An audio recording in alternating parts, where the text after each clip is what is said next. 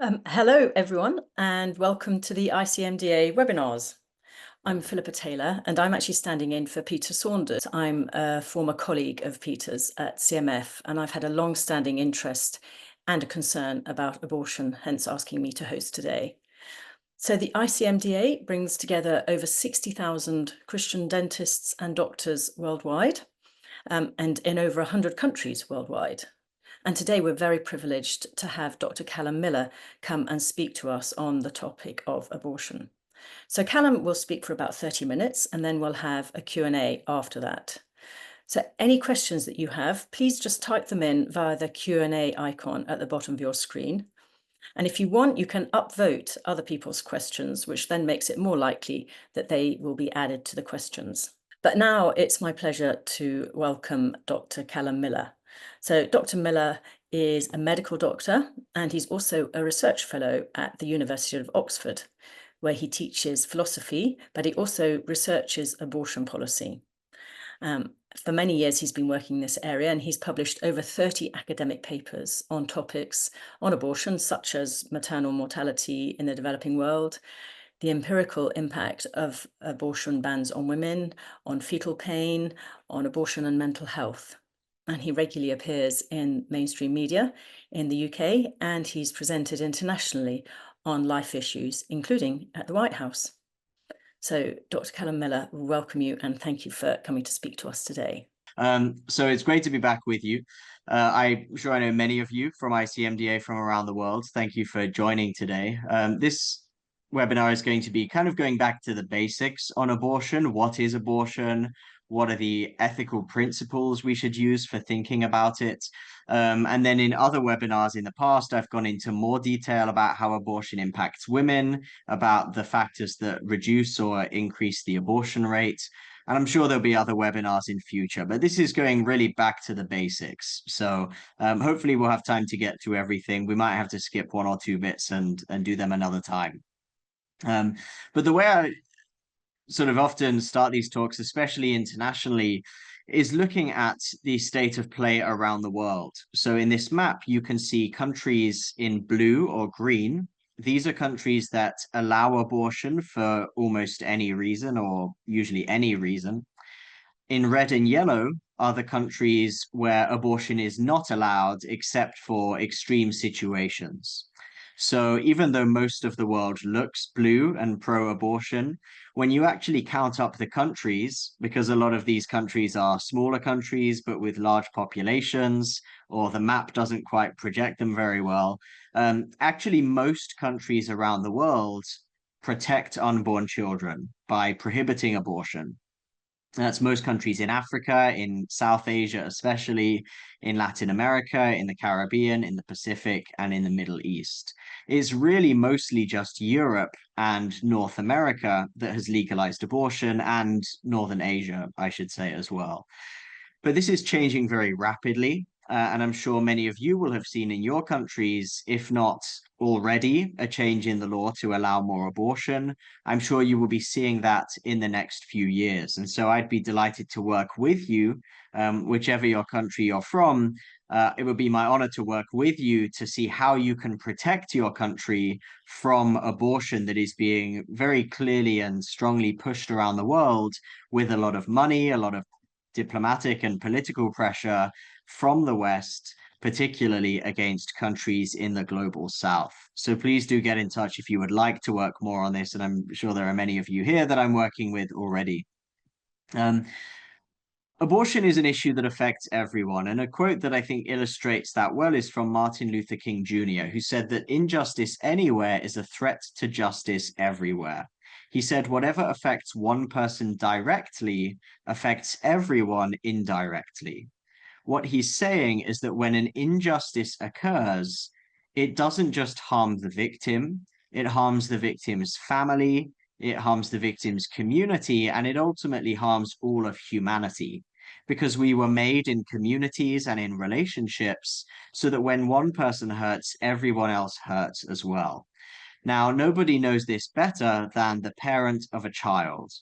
If you speak to any parent or mother in particular, they will tell you that when their child hurts, they hurt as well. I remember an interview after Chris Rock was slapped by Will Smith at the Oscars a few years ago. There was an interview with Chris Rock's mother, and she said, when Will Smith slapped my son, he didn't just slap my son, he slapped all of us. And that is really the what it is to be a parent, what it is to be family and community. And so the pro-life perspective doesn't say anything radical. It just says that the same is true when it comes to abortion. It says that when a unborn child is hurt, their family hurts, their mother hurts, their whole community hurts as a result. Now, in another talk in the previous webinar, I spoke a lot more about the empirical evidence about how abortion is harmful to women and harmful to societies. So please don't go and check out that webinar if you want to know more about that. Today, we want to focus a lot more on what abortion is, how we should think about it ethically, and respond to some of the challenges that often come up. So just to give you some statistics, in my country, about 1 in 3 pregnancies ends in abortion. So 1 in 3 children are killed by abortion before they are ever born. 1 in 3 women in my country has an abortion in their lifetimes. We know that in pro-life countries, that number is much lower, but it still happens often. This is a common phenomenon everywhere. And we can estimate that around the world, there are maybe 50 million abortions every year. That's 2 abortions every second. That means that abortion has become one of the most important, if not the most important, human rights issue of our world today. But that's not 50 million babies being aborted by themselves. It's also 50 million parents or 100 million parents who lose their child from abortion and often feel the pain of that loss for the rest of their lives. So this is an absolutely enormous issue that we must speak about with grace and compassion as well as with truth. I want to say a little bit to begin with about what the Bible teaches about abortion, although, of course, there's much more to say than this. But we can often tell someone's perspective on abortion by looking at how they talk about the unborn child. Um, Pro-choice people will often call it a parasite or a clump of cells, or they might say it's an embryo or a fetus, which is true, but without speaking about it in humanizing language, like baby or child as well. And pro-life people are much more likely to say this is a baby, it's a child, it's a human being. So how does the Bible speak about unborn children? Well, it says that in Luke chapter 1, Mary and Elizabeth were both pregnant with unborn children. John the Baptist and Jesus were both unborn children. And it says that Mary went to Elizabeth, and John the Baptist, the unborn child, jumped for joy in the womb at the coming of Jesus. So an unborn child was one of the very first witnesses to God's coming to earth. And moreover, God himself didn't come to earth as a baby in a manger. He came to earth as an unborn child, therefore showing that the image of God resides also in every unborn child, and they are to be protected as any of the rest of us are protected. Later in Luke's gospel, it says they were bringing infants to Jesus, and the disciples said, "Go away, Jesus is too important." And Jesus said to them, "Let the children come to me and do not hinder them, for to such belongs the kingdom of God." What he's saying is that the kingdom of God belongs to people like children. And what's interesting is he wasn't using the standard word for child. He actually used the Greek word brephos, which is the word for baby. And it's the same Greek word brephos that was used for the unborn child, John the Baptist. So the Bible says John the Baptist, as an unborn child, was a baby. It says that Jesus lying in a manger was a baby. And then it says that all the children being brought to Jesus were also babies. And Jesus says the kingdom of God belongs to them. So the Bible has a profound respect for children, even in their earliest stages, before they can walk, before they can talk, before they can really do anything. The Bible says that they are made in God's image and that they are valued and treasured by God, and even that we should become like them in their radical dependence on their Heavenly Father. There's much more that could be said. I want to just highlight one more passage, which is much more famous, where in Psalm 139 it says, "You formed my inward parts, you knitted me together in my mother's womb. I praise you, for I am fearfully and wonderfully made." And in fact, what many people don't mention is later in that passage, it says, "Your eyes saw my unformed substance." What that's referring to specifically is the earliest stages of pregnancy. Before the baby looks like a baby, before the baby has a brain, in the first couple of weeks, before the baby has a heartbeat, even. It says, even at that earliest stage of pregnancy, your eyes saw my unformed substance, and in your book were written the days that were formed for me. So the Bible is saying from the very beginning of pregnancy, not just halfway through or towards the end, from the very beginning of pregnancy, God was knitting us together and had a plan for us. And then, for that reason, from the very beginning, Christians responded in two ways to abortion and infanticide. Abortion and infanticide were both very common in the Roman Empire, especially for girls and for disabled babies. And Christians said, no, these human beings are made in the image of God, and therefore they must be legally protected. They must be legally protected. And so, pretty much as soon as Christians gained political influence in the Roman Empire, one of the first laws they passed was to prohibit abortion and infanticide. But they said we can't just say no to abortion, we have to say yes to life. So, as well as giving legal protection to the child, they also gave radical, profound, practical support for the mothers and families and for the children who were abandoned. The Bible speaks constantly about the caring for the widow and the orphan. And the modern day equivalent, or one of the modern day equivalents for the widow and orphan, is the mother and the child who are left to themselves, who are struggling, and who might need our support as Christians and as a society.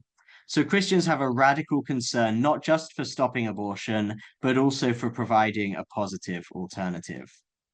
So I want to say a little bit about the statistics, and we have pretty good statistics in the UK on this issue. We know that in the UK, there are 250,000 abortions every year, and we know that 98% of these are done on a healthy baby in a healthy mother from consensual sex. So we often hear this narrative that abortion is necessary if the woman's life is at risk, or if the baby has a terrible disability, or if the woman is the victim of rape.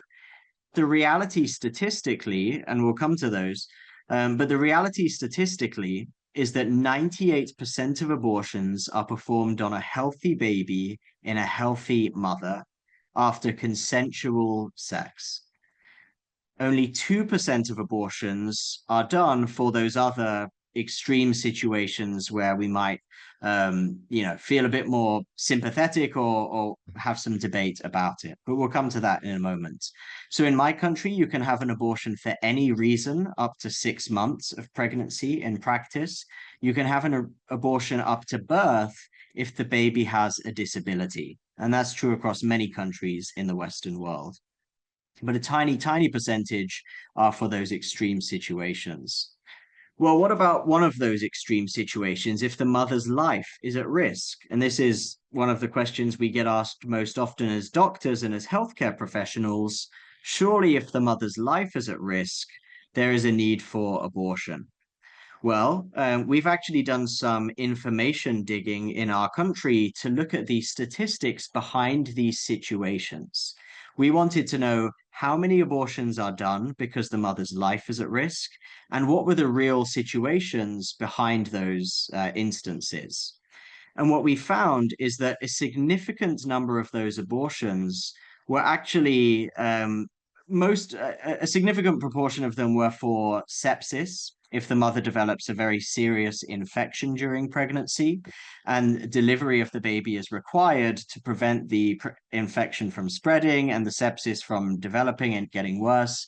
A significant proportion are done for those situations, but we see that some abortions are done supposedly to save the life of the mother, for mental illness.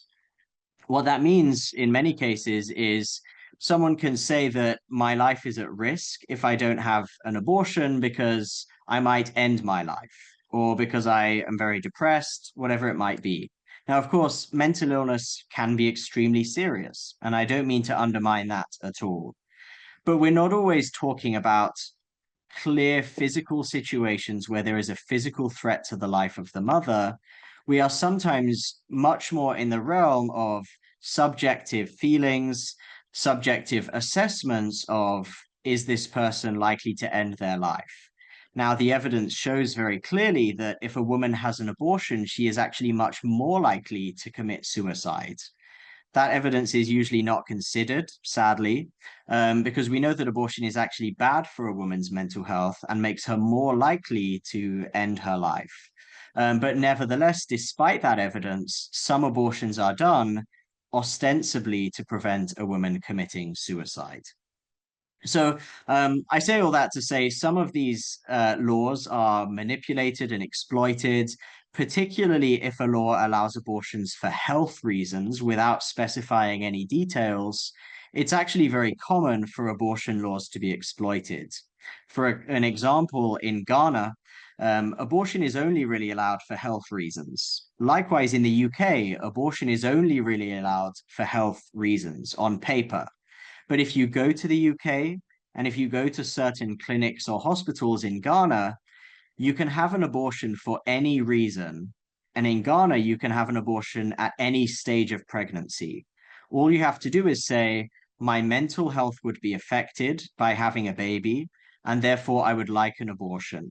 And in certain places in Ghana, which is a conservative Christian country, you can go to those hospitals or clinics. They will say, we're doing an abortion for health reasons, basically because you said you didn't want a baby. So it's very important to understand how these laws are actually implemented and interpreted because abortion laws allowing abortions for the life or the health of the mother can be very easily exploited and manipulated to allow abortion on demand. Now, that still leaves us with the question of what about those cases where there is genuinely a threat to the life of the mother? And I don't want to mislead you or put women's lives at risk by pretending that these situations do not exist. All I'm trying to emphasize is that these situations are extremely rare. And when you have laws that allow for them that are carelessly articulated and written down, the laws can actually provide for much wider abortion for any reasons.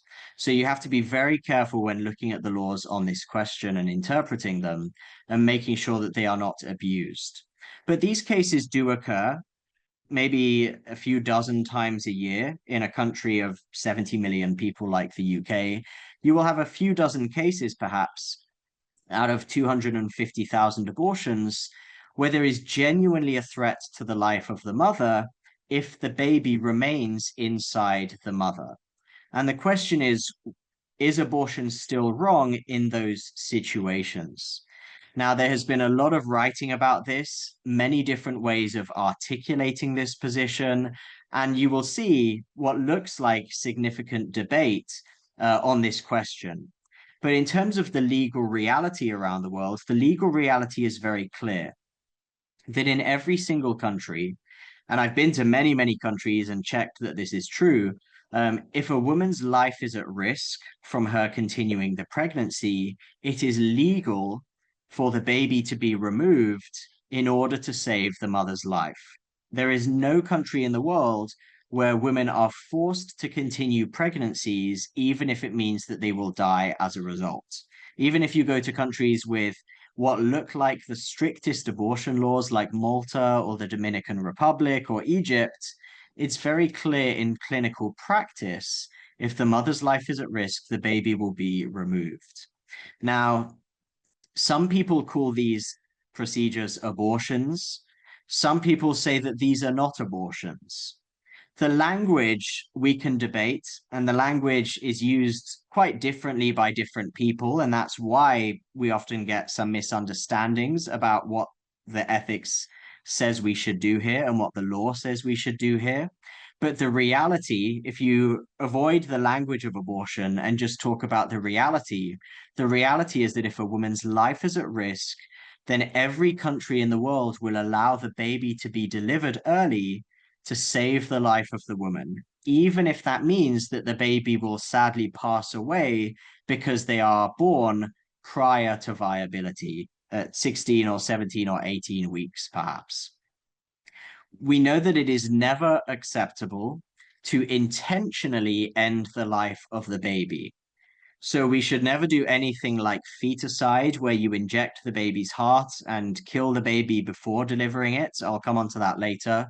We should never intentionally end the life of the baby. We should never end the life or even do anything that will end the life of the baby for less than life-saving reasons.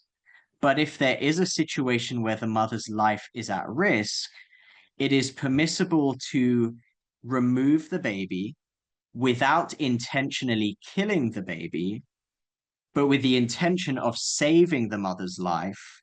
And sadly, with the result in some cases that the baby will unintentionally pass away as a result.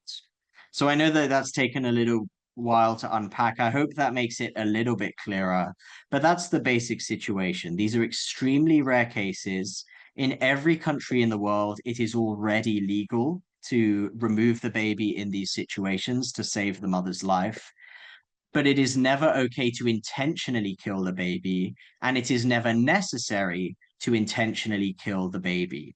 In those rare situations, all we are doing is trying to save as many lives as possible, which unfortunately means that we have to deliver the baby, in some cases too early before the baby can survive outside of the womb. So I hope that makes sense, and I'd be happy to say a bit more about it afterwards.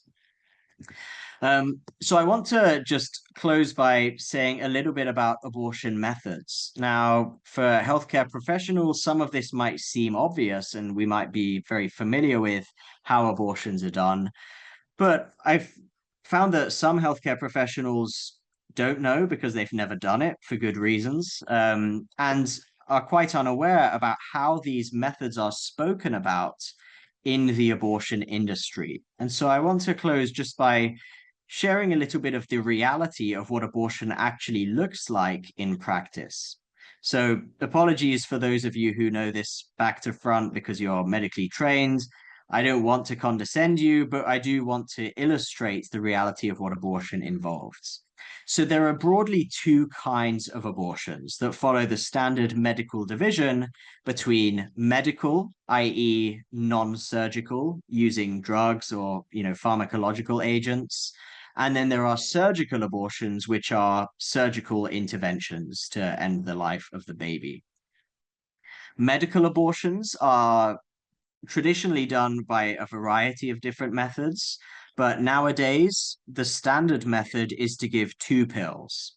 The first pill, mifepristone, uh, basically breaks down the lining of the uterus, and so will usually kill the baby by depriving the baby of oxygen and then also depriving the baby of nutrients. The second pill, misoprostol, will then induce a miscarriage. It will induce contractions. And if the baby hasn't died from being starved of oxygen, the baby will die from the violence of the contractions. And then sometimes, even if the baby is delivered, it might survive for a short time outside of the womb. And if it hasn't died from the lack of oxygen or the contractions by that point, the baby will pass away simply from being pre-viable. Um, these pills are used in any stage of pregnancy, though most countries put restrictions on when you can do medical abortions because they have realized that using medical abortions at later stages of pregnancy carries very significant risks and complications. So many countries don't allow medical abortion at late stages of pregnancy. They only allow it at the beginning of pregnancy. But in theory, and in some countries, you can do a medical abortion at any stage of pregnancy. And that's how it works in the UK. Now, of course, at a late stage, a medical abortion by this method is just an induction of labor. It is just delivering the baby. And at a late stage of pregnancy, the baby could survive if you deliver the baby at this stage. And so, in order to make sure that the baby does not come out alive and survive, which would defeat the intention of the abortion, which is to kill the baby, what is actually done is a procedure called feticide. This is done after about 20 or 21 weeks, after which point the baby is viable. In fact, just last week, the earliest baby ever survived birth. So a baby survived birth at just 21 weeks. I know many of you will think viability is 22 weeks or 24 weeks or much later. Last week, a baby was born at 21 weeks exactly, and they managed to survive. So viability is moving earlier and earlier. But in order to prevent these babies being born alive and potentially surviving or causing, dilemmas about where do you put the baby, what do you do with it, because we don't want it alive, they perform a procedure called feticide. What feticide involves is injecting a needle into the amniotic sac, injecting the needle into the baby's heart, ideally, although sometimes they put it into other parts of the baby. And then they will inject high doses of potassium chloride or digoxin to stop the baby's heart. Now, all of us are familiar with using digoxin as a drug, with using potassium chloride intravenously in many cases. These by themselves are not necessarily painful. We use them all the time. But in the high doses needed for such procedures, these high doses can cause excruciating pain, particularly with potassium chloride, to the point that it is actually forbidden for veterinary medics to use potassium chloride to euthanize animals. It is actually forbidden for vets to use potassium chloride for euthanizing animals because it is so excruciatingly painful. If they use potassium chloride, they have to anesthetize the animal first so that the animal can't feel anything. Human rights groups, likewise, have protested the use of potassium chloride in capital punishment because they say at these doses to kill the patient, it is excruciatingly painful to the point of being torture. So this same sort of high dose potassium chloride that is forbidden when it comes to euthanizing animals, that is widely protested when it comes to, using capital punishment, is routinely used in late-term abortions to stop the heart of the child. So you stop the heart through feticide, the baby dies as a result, and then you can induce labor to cause the miscarriage. The second part, surgical abortion, at the first stage of pregnancy, up to about 13 or 14 weeks, this will be done using a vacuum, which can be either a manual vacuum or an electric vacuum. You basically vacuum the baby, and the force of the vacuum destroys the child. After about 13 to 14 weeks, the baby is too tough to be vacuumed and too big to be vacuumed. And so dilation and evacuation is performed, which is a procedure that basically involves dismembering the baby piece by piece. And I'll just share a little bit of the details of that. And again, I maybe should have warned you that I was going to describe all this, and I apologize if it's difficult to hear because I'm sure it is for many of you. But this ultimately is the reality of abortion. And if it's difficult to hear, I think we should reflect on why that is. Is this difficult to hear because this is healthcare? Or is it difficult to hear because this is the violent destruction of the life of a human being? That's ultimately the question that we have to answer. So just to go through some of those procedures, this is the NHS description of a dilation and evacuation. It says it's used from about 15 weeks, and it gives it a very nice sanitized description. It says you just insert forceps through the cervix and into the womb to remove the pregnancy. This is a description from a practice bulletin from the American College of Obstetricians and Gynecologists, which is much more explicit and honest about what the procedure involves. It says D&E is accomplished by aspirating the fluid and removing the fetus with forceps through the cervix. Usually disarticulation or dismemberment occurs as the physician delivers the fetal part and pulls it through the cervix. This is another guide for second trimester abortion. It says occasionally during the evacuation, the calvarium or the skull can become trapped. It then, if you go down a little, it says it usually is necessary to collapse the calvarium, i.e., to crush the skull with forceps to withdraw it easily through the cervix. So they're saying in order to do this procedure, you dismember the baby, pull the arms and the legs off, and then you crush the skull in order to be able to bring the baby out. It then says examine the fetal tissue to ensure that evacuation is complete. Identify the fetal parts, the thorax, the spine, the skull, and the placenta. And beyond 15 weeks, you should also look for the arms and the legs to make sure that you have taken everything out. And then, of course, it says cover the fetal tissue to keep it out of the woman's sight. Because, of course, we know that this is a baby. We don't want the woman to see that. This is a article that just goes through some of the abortion procedures from the perspective of abortion providers. This was an article by an abortion provider, and she was saying in the whole article that we have to be honest about what abortion actually involves. And she talks about how performing these late term or second trimester abortions is difficult for the abortion providers. She talks about one group of abortion providers who found that these sorts of dismemberment abortions were qualitatively a different procedure medically and emotionally than early abortion. Many staff members who were involved in these abortions reported serious emotional reactions that produced physiological symptoms, sleep disturbances, including disturbing dreams, effects on interpersonal relationships, and moral anguish. She then quotes another doctor who was involved in this. She said, seeing an arm being pulled through the vaginal canal was shocking. One of the nurses in the room escorted me out when the color left my face. She goes on later to talk about some experiences she had herself. She says that she saw a 23-week baby who had been aborted. And then she went to see a 23-week baby in the neonatal intensive care unit. And she said they were doing everything possible to preserve the life of this 23-week baby at the neonatal ICU. She said, I watched the neonate on the ventilator.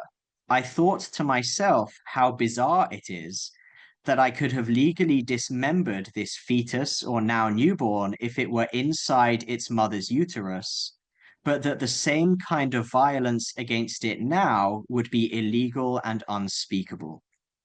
She then talks about one final experience she had that was particularly challenging, where she was performing an abortion in the second trimester, and she was pregnant at the time. She said, I was glad that I felt lucky that this one was already in the breech position. It would make grasping small parts, legs and arms, a little easier. With my first pass of the forceps, I grasped an extremity and began to pull it down. I could see a small foot hanging from the teeth of my forceps. With a quick tug, I separated the leg. Precisely at that moment, I felt a kick, a fluttery thump thump in my own uterus. It was one of the first times I felt fetal movement. There was a leg and a foot in my forceps, and a thump thump in my abdomen. Instantly, tears were streaming from my eyes, without me, meaning my conscious brain, even being aware of what was going on. Finally, just a description of the partial birth abortions, which are done very rarely, but have been done in the US and probably occur in other countries. These abortions are done in other countries effectively by delivering the baby halfway through the birth canal, inserting forceps into the baby's brain and sucking the baby's brain out in order to kill the baby, and then delivering the rest of the baby in the middle of birth.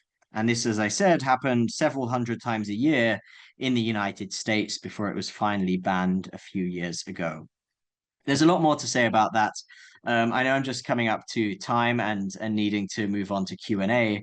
But I want to finally mention some experiences of abortion providers who performed feticide, that procedure I mentioned earlier, where the baby is injected in the heart at a late stage of pregnancy before delivery. This was a paper studying the reactions and the experiences of abortion providers involved in feticide. They said this: internal conflict was experienced by almost all of them as a result of caring for women with a fetal anomaly. They expressed having a line that they do not cross and that the condition being terminated must be a significant abnormality. Over half of the practitioners expressed internal conflict about the provision of feticide and the need to separate yourself from it completely. They described feticide as brutal, awful, and emotionally difficult, referring to it as stabbing the baby in the heart. And they held themselves responsible for the death of the baby. They said, "I caused the death." There was one participant in this study who said, "The average person in the street has no idea that if you want to terminate a pregnancy for an abnormality over 24 weeks, you have this procedure." Another participant said, "I wouldn't talk about it, only with my husband and nobody else. A lot of people wouldn't even know that feticide happened. A lot of people might be quite shocked." Another practitioner said, "My partner is anxious that it doesn't become too widely known because clearly some people will find the whole thing abhorrent." So again, I know this has been very heavy. I don't say this lightly at all, but I think it's important that when we talk about abortion, whether we describe abortion in these terms ourselves or to other people, we have to have a clear understanding about what abortion actually is. If we shy away from what abortion actually is at its very core, we will never understand it as a phenomenon. We will never be able to address it as a phenomenon. We will never be able to communicate about it to our friends or our family or our patients or in the public sphere. So I hope I've given you an indication of what the reality is so that we can have a clear understanding that this isn't just a procedure to get rid of a pregnancy. This is at its very core the violent ending of a life of a tiny human being in its very earliest stages. So, having said all of these heavy things, there's much more that could be said about that. We'll have to save it for the next webinar. But I would love to take some time to answer some questions that you might have about any of this. And hopefully we can do another webinar continuing this conversation before long. So thank you so much for your patience. Thank you so much for your interest in this vitally important topic. And thank you to so many of you as well who are willing to be advocates for women and children, to protect them, to make sure that they never experience this phenomenon. We want to be protectors of the vulnerable, whether that's women or children in these situations. And I'm so grateful for your partnership in doing that. So thank you so much. And I'd love to hear some of your questions. Thank you so much, Calum, for sharing that. And that was indeed tough, as you said, very challenging for us. You've raised a lot of challenging issues there and been very bold in speaking the truth. So thank you for exposing that. We do have quite a few questions. Because there are quite a few, I'm afraid I'm going to be a little bit selective on them. One or two on contraception and IVF, which they are huge topics, but I might skip those just for the moment so that we can concentrate on abortion, as that's the topic for today. But I wonder, there was one that I think probably is about clarity, maybe. So if you could say, someone has just asked and said that you mentioned the need for compassion, as some of the women who undergo abortion live with the guilt throughout their lives, as well as the likelihood of suicide. Could you shed more light on this? Because I do not quite believe that such women are forced to have an abortion. So I'm not sure that's what you were saying, but perhaps you could just clarify that. Yes, thank you. Thank you for that question. as Christians, especially, we believe that uh, compassion and grace are available. And I think one of the dangers of not speaking about abortion is that women who have been involved, or men who have been involved, either by doing an abortion or paying for an abortion or driving someone to go and get an abortion, can wrestle with the guilt of that for the rest of their lives. And if we don't speak about it, they will wrestle with that in silence. And they might never be able to feel forgiveness from God. They might never be able to forgive themselves for their involvement. And so I think one of the most important reasons that we have to talk about it is because there are a huge number of people walking around with the weight of this guilt and the burden of that guilt who never have that resolved because we think we're doing them a service by staying silent about it. And the reality is we're not. We are actually failing them by being silent and depriving them of an opportunity for healing and forgiveness and relief from that burden. So there are some wonderful ministries that do work in this area, groups like Surrendering the Secret or Rachel's Vineyard. I know there are some groups internationally that do this work as well. So please do look into post-abortion support in your country and get acquainted with those ministries because they're hugely, hugely important. Um, I should probably clarify if this came up in the question. Every woman is a victim of abortion in the sense that they all lose their child and they will all suffer the effects of that for the rest of their life. But I think we could also make the opposite. We can also make a mistake of thinking that every abortion is forced on a woman by someone else. The statistics show that about a quarter of abortions are forced on a woman by somebody else, where the woman is very clearly the victim of coercive abuse and is forced to kill her child by another person very overtly. The majority of abortions take place because a woman feels that she has no other option and she feels like she doesn't have a real choice. Now, of course, it is still not the right solution to end the life of her child in that situation. But there are often cases where the entire society has also failed that woman by giving her another option, and everyone shares a part of the blame in that decision. So I don't want to suggest that every abortion is 100% a woman's fault. Many women are coerced into it by somebody else. I also don't want to make the opposite mistake of suggesting that women have no agency at all and that they are always forced into doing things, because the reality is that every human being is capable of making bad or terrible decisions. And all of us have the agency and the need to take responsibility for those decisions as well. Abortion is ultimately a societal failure to teach the right things about abortion, to support women and families in these difficult situations, and to create a society that welcomes motherhood and parenthood. And so ultimately, our job as Christians has to be providing that kind of society where all of us take a level of responsibility in the provision for a child, in the provision for families, and building societies where families can flourish rather than making societies where children are not welcomed and where they are seen as a burden. So, yes, there is individual responsibility for abortion, but there is also a collective responsibility to make sure that we are not pushing more abortion through our policies, our attitudes, and our words and our behaviors, when we could be making a society that is welcoming for families and children instead. So I hope that makes a bit of sense. Thank you, Calum. That's really helpful. I'm going to be quite cheeky. And as we're on that topic, I'd like to actually just ask a question on some of the research side on what you've been talking about. I've been aware, as I'm sure many are, that the use of medical abortions is increased exponentially. And well, in the UK, for example, about 80%, sometimes more than that, of abortions now are medical.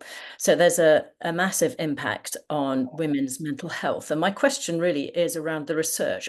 Is there much academic research on the mental health effects of abortion, of medical abortion, as opposed to surgical? Because I know lots of research over the years has been done on surgical, but as far as I'm aware, there's much less research on the medical abortions. And it seems to me, especially listening to your descriptions, that that will have a powerful negative impact on women. And I'm not sure that the truth is out there enough yet, but I'm not sure the research is either.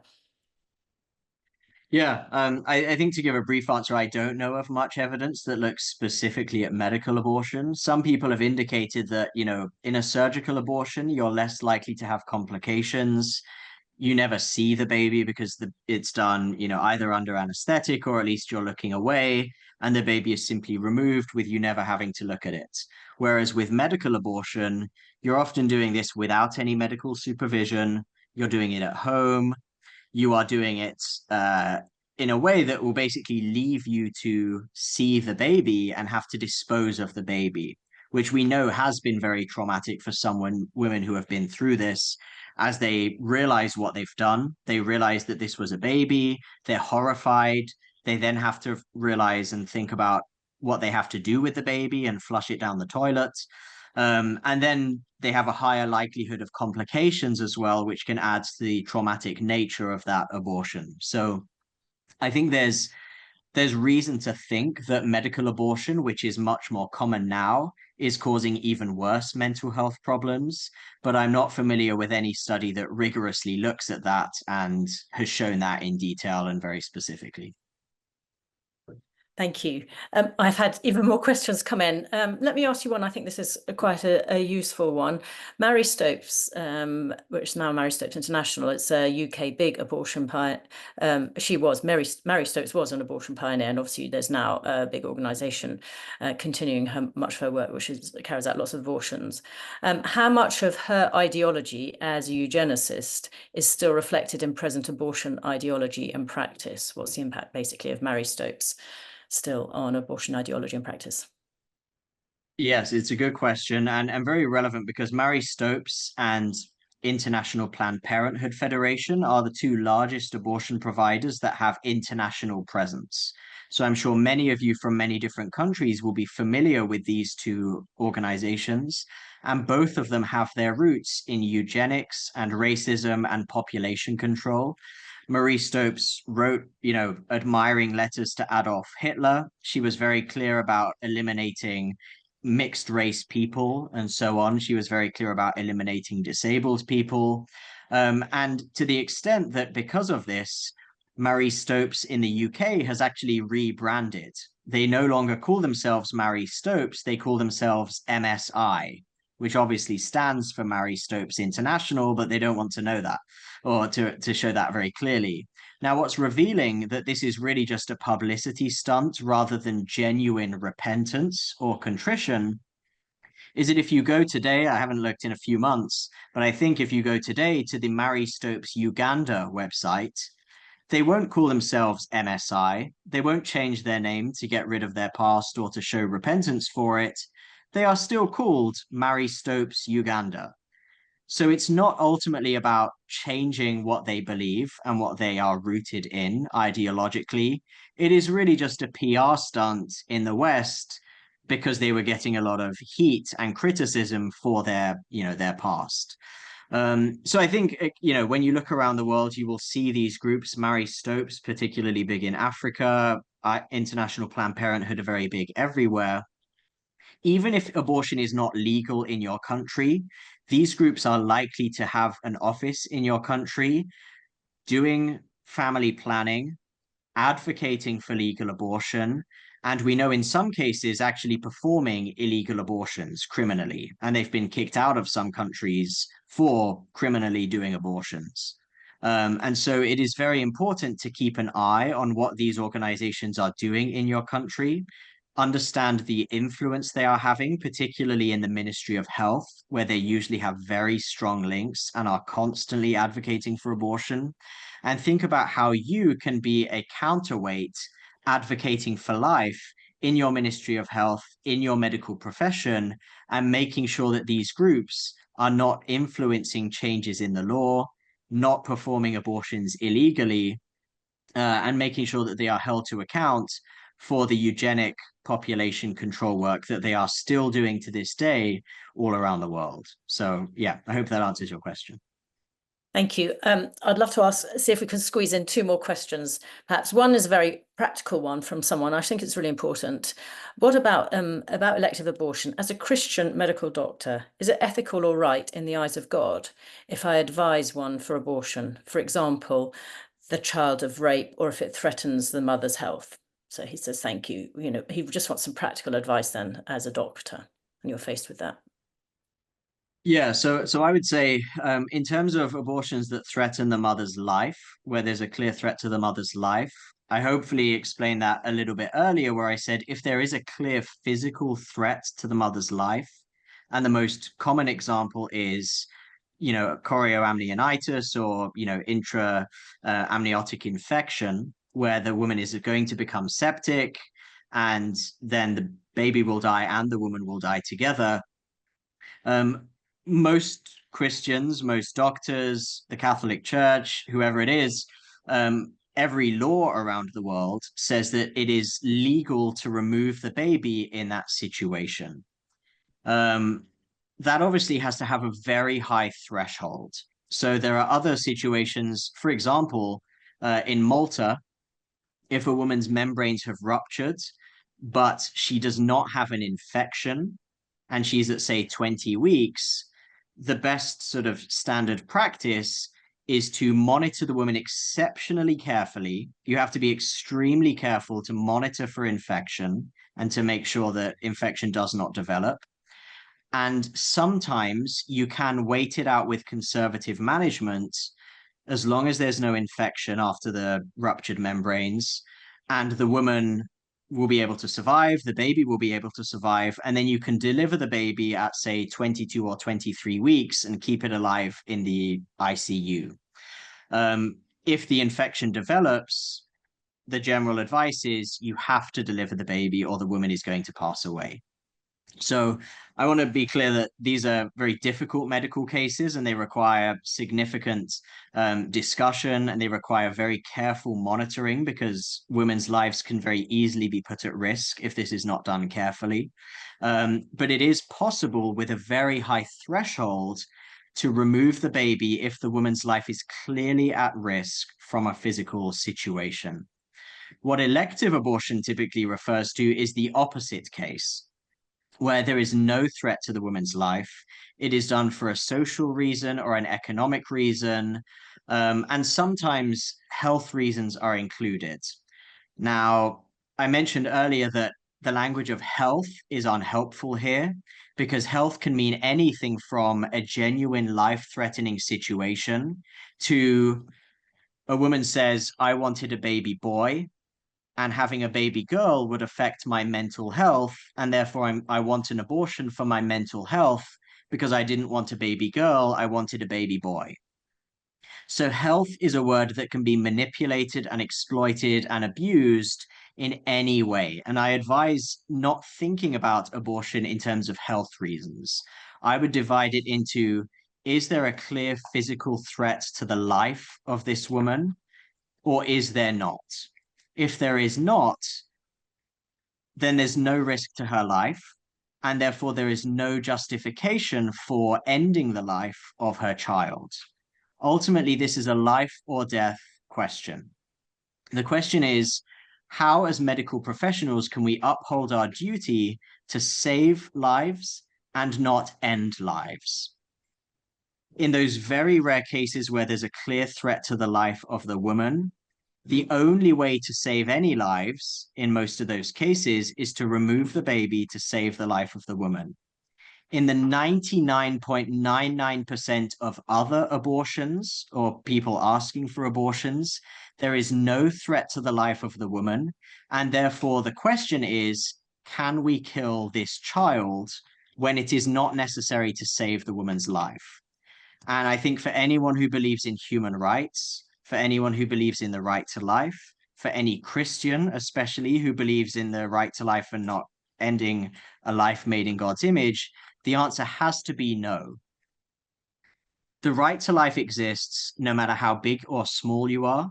It exists no matter who your parents are or how you were conceived. It exists whether you are disabled or able-bodied. It exists whether you are European or African or Asian or American or Caribbean.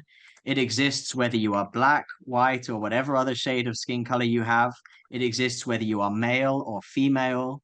The right to life extends across every single human being, regardless of your circumstances, your abilities, your characteristics. The only thing the right to life depends on is what you are.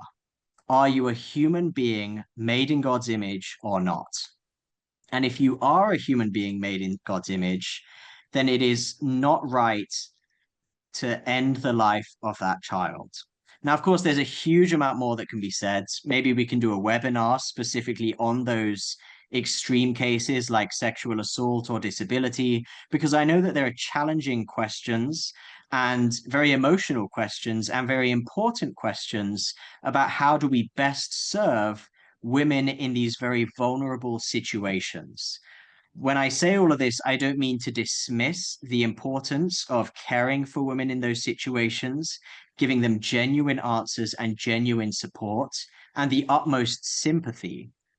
But I think it is really important as a starting point that we apply this principle of human equality and not discriminating. Ultimately, the pro-life perspective is saying we do not discriminate, we do not divide some humans from other humans and say some humans deserve protection and other humans do not deserve protection. Ultimately, this is a question of equality and not discriminating. And our fundamental principle has to be, are we going to discriminate against some human beings by denying them the right to life? Or are we going to say that every human being has the right to life, regardless of their abilities or their circumstances? And if we really believe in that equality, in not discriminating, we have to be pro-life for every life. And that, of course, will mean that we are pro-life in every situation. And as I said, when it comes to those hard cases, maybe on another webinar, we can talk about those in some more detail. But I hope that gives you the basic framework for thinking about these really hard situations and thinking about them from a consistent ethical perspective above everything else. Calum, thank you so much. That's very helpful elaboration on that question. I'm afraid that's it for time now. I had another policy directed question, but we'll have to save that maybe for another time if Peter invites you back, which I'm sure he will, to talk more, because it's such a huge subject. We could talk on it for a long time. And big apologies to all those who asked a question and didn't get it answered. I'm sure that Dr. Miller would be prepared to do a few answers online if you need to. But on that, I just want to thank you so much, Dr. Miller, for coming to speak to us today and for your very thorough presentation and for all the slides and the detailed information you've given us. And also to all of you for coming along and engaging and listening. And I've seen lots of people who've been very supportive of what you've been saying as we've been going through the talk. Just to say that you will hear in 24 hours, if you've booked on this, you'll hear within 24 hours more about this. You'll get the PDF of the talk, you'll get the PowerPoint, you'll get links and some background information. The ICMDA website will also have a link to this webinar online, so you'll be able to access that at the end of this.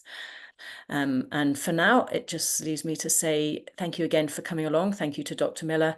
God bless you all and hopefully see you all again sometime. Thank you.